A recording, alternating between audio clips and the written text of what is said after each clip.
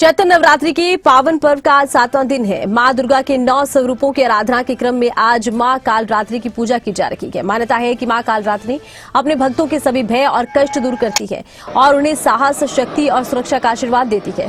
देश भर के मंदिरों में भक्तों की भीड़ उमड़ रही है और श्रद्धालु पूरे विधि विधान के साथ मां की पूजा अर्चना कर रहे हैं।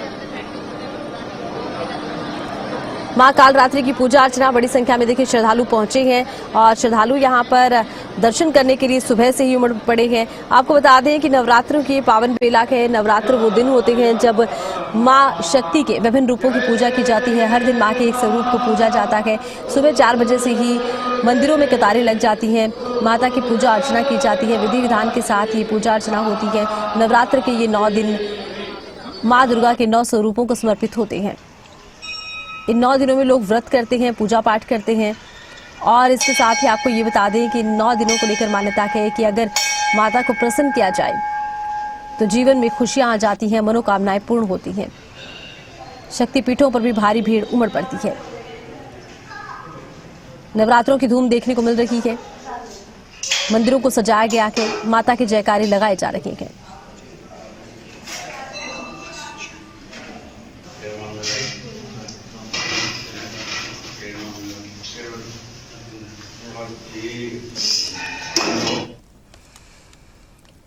पूर्व विधानसभा स्पीकर कुलदीप शर्मा अपनी पत्नी के साथ कुरुक्षेत्र के शक्तिपीठ श्री देवी कूप मां भद्रकाली मंदिर पहुंचे।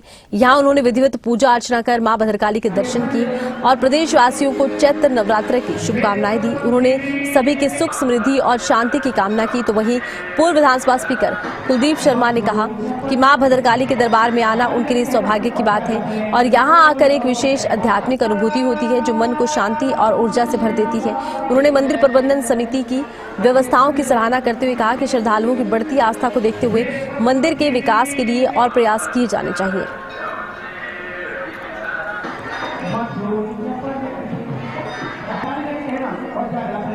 पूर्व विधानसभा स्पीकर देखिए पहुंचे, माता के दरबार में पूजन और दर्शन किया है। नवरात्रों के दिन चल रहे हैं, ऐसे में बड़ी संख्या में लोग यहां पहुंचे हुए थे। मां भद्रकाली दरबार में उन्होंने माथा टेका। पूर्व स्पीकर कुलदीप शर्मा अपनी पत्नी के साथ माता के दरबार में पहुंचे, पूजा अर्चना की। विधि विधान के साथ पूजा अर्चना करते नजर आए।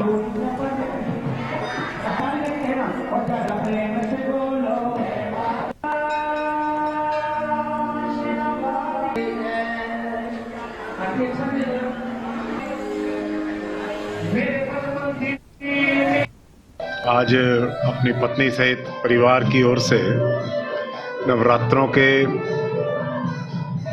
दौरान मुझे मां भद्रकाली के इस शक्तिपीठ पर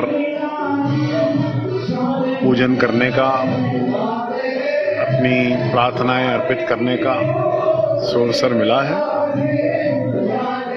मां भद्रकाली की कृपा से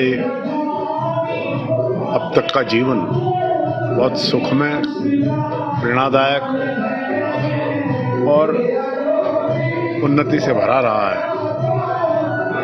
पहले भी कई बार मां भद्रकाली के चरणों में आकर आशीर्वाद प्राप्त किया है और मां भद्रकाली से ही कहूँगा कि बार बार अपने दर्शनों के लिए हमें बुलाती रहे, अपना आशीर्वाद देती रहे। इस लंबे समय के दौरान मैंने मंदिर के स्वरूपों को बदलते देखा है और मैं बड़े अभिमान से कह सकता हूँ कि प्रबंधन ने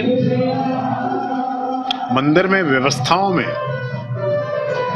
एक अलौकिक और अद्भुत बदलाव किया है। बड़ी उन्नति हुई है, यहाँ पर बड़ी प्रगति देख रहा हूँ और भविष्य के प्रोजेक्ट्स के बारे में भी मैंने जाना है।